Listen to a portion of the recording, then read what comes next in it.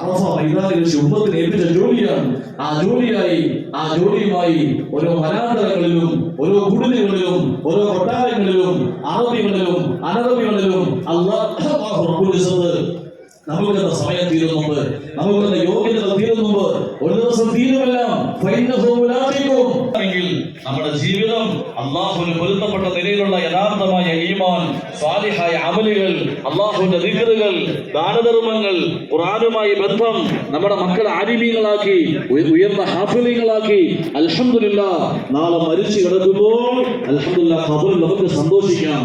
നാളെ ആഖിറത്തിൽ എത്തുമ്പോൾ നമ്മുടെ മക്കളെ പഠിച്ചതിന്റെ പേരിൽ, നമ്മുടെ മക്കൾ ഹാഫിളീങ്ങളായതിന്റെ പേരിൽ അല്ലാഹു തആല മാതാപിതാക്കൾക്ക് 2 വിലപിടിപ്പുള്ള വസ്ത്രം നൽകും.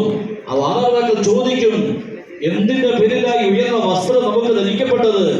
അല്ലാഹു പറയും, നിങ്ങളുടെ മക്കൾ ഖുർആൻ പഠിച്ചതിന്റെ പേരിലാണ്. അതുകൊണ്ട് പ്രിയപ്പെട്ടവരെ,